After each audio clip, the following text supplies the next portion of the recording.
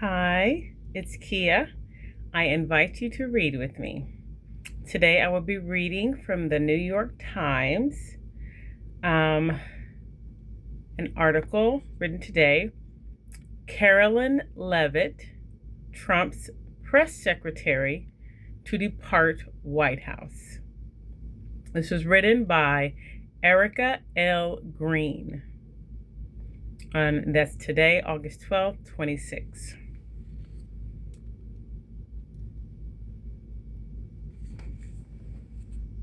Karoline Leavitt, the White House press secretary and one of the most public-facing officials in the Trump administration, will step down to spend more time with her family, she and President Trump announced on Wednesday.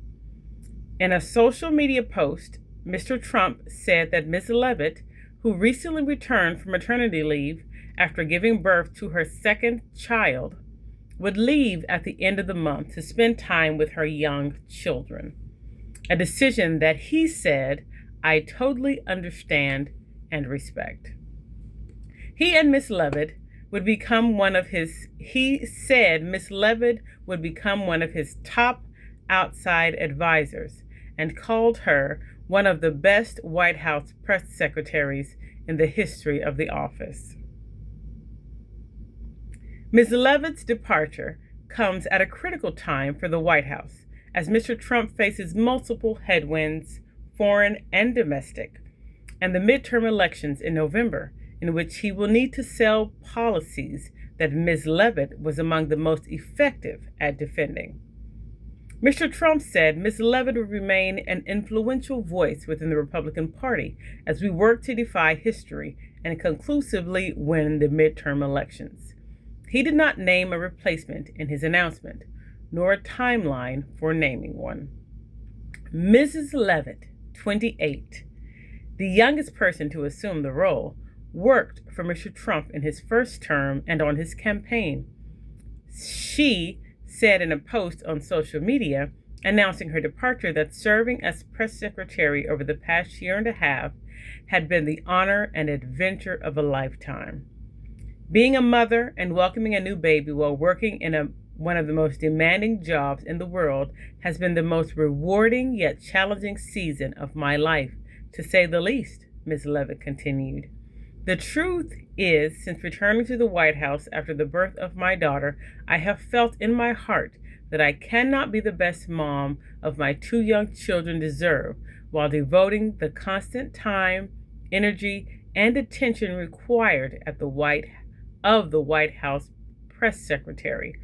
And that is why I have ultimately made the bittersweet decision to depart the White House and embark on a new chapter in my life. She added that she would always remain a vocal advocate for MAGA and the Republican Party, and that she would remain on the front lines of the party's fight against what she called an existential threat by Democrats.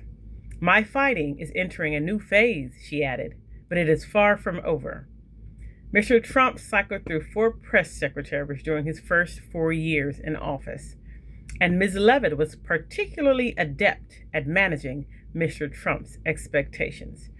After working in the White House as an assistant press secretary and in the office of the presidential correspondent during the first Trump administration, Ms. Leavitt ran for Congress in New Hampshire in 2022, winning a Republican primary but failing to unseat a Democratic incumbent. She was also a spokeswoman for Representative Elise Stefanik of New York.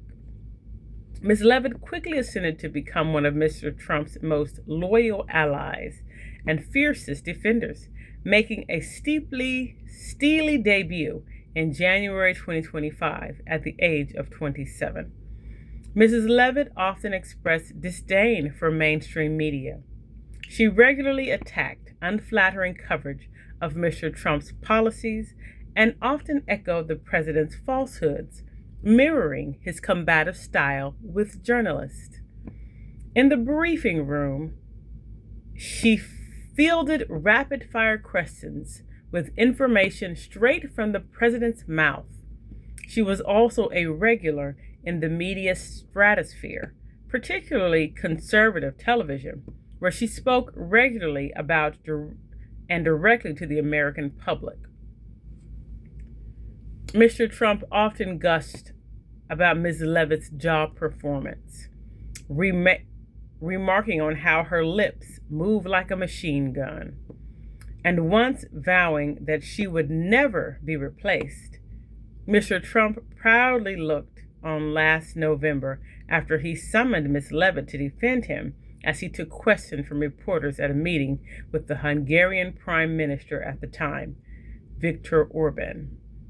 After Ms. Leavitt admonished reporters, Mr. Trump boasted that the autocrat leader asked if he could hire her.